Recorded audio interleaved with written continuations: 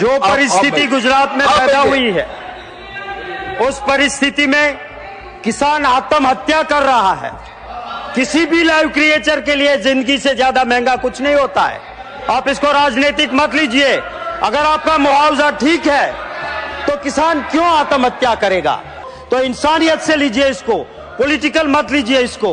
अरे वो राजीव गांधी थे जिन्होंने पहली बार किसान के लिए बीमा फसल योजना लाए।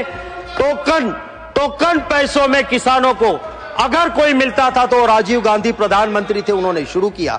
आपने गुजरात में बंद किया है। अभी जो मुआवजा गुजरात में दिया जा रहा है वो बिल्कुल मजाक समान हो है, पूरा पैसा नहीं मिल रहा है। तो मेरी मांग है कि भारत सरकार को इंटरवीन होना चाहिए।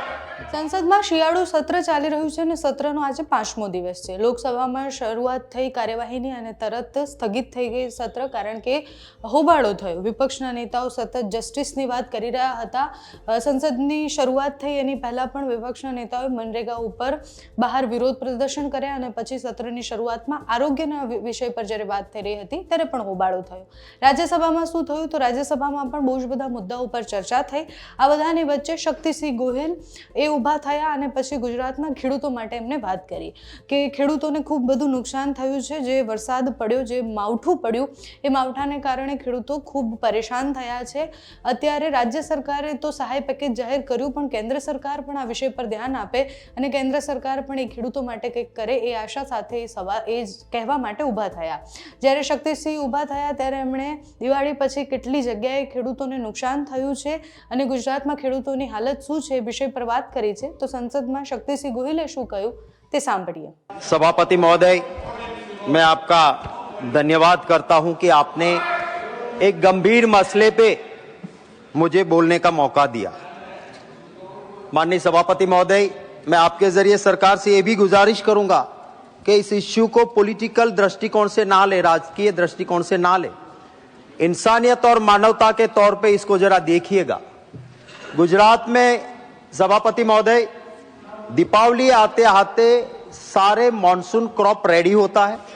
दीपावली का दूसरा दिन होता है हमारे न्यू ईयर गुजरातियों का, और न्यू ईयर के बाद तुरंत ही क्रॉप कटिंग शुरू होती है। बदकिस्मती से इस बार पूरा क्रॉप तैयार था और दीपावली के 2 दिन से लेके लगातार बारिश होती रही। किसानों की पूरी तैयार हुई फसल बुरी तरह से खत्म हो गई। पूरे पैसे लग गए थे उसके ऊपर, पूरा खर्चा लग गया था।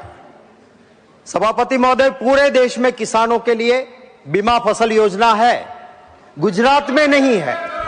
गुजरात में बीमा फसल योजना बंद हुई है और इसी को लेके सभापति महोदय मैं ये कहना चाहता हूं आप कि जो परिस्थिति गुजरात में पैदा हुई है, उस परिस्थिति में किसान आत्महत्या कर रहा है।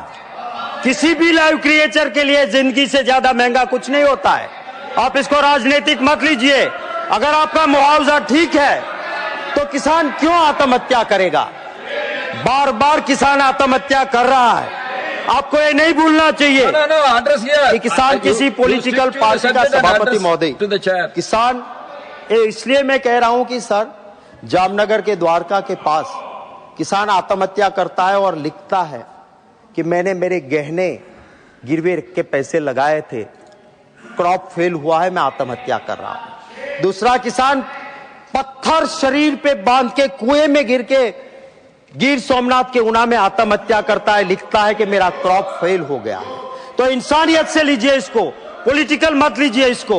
अरे वो राजीव गांधी थे जिन्होंने पहली बार किसान के लिए बीमा फसल योजना लाए।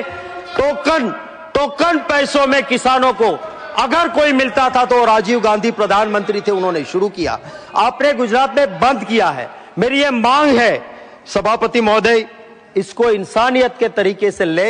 अभी जो मुआवजा गुजरात में दिया जा रहा है वो बिल्कुल मजाक समान हो है, पूरा पैसा नहीं मिल रहा है। तो मेरी मांग है कि भारत सरकार को इंटरवीन होना चाहिए। भारत सरकार को पूरी तरह से किसानों को पैसा देना चाहिए। धन्यवाद सभापति।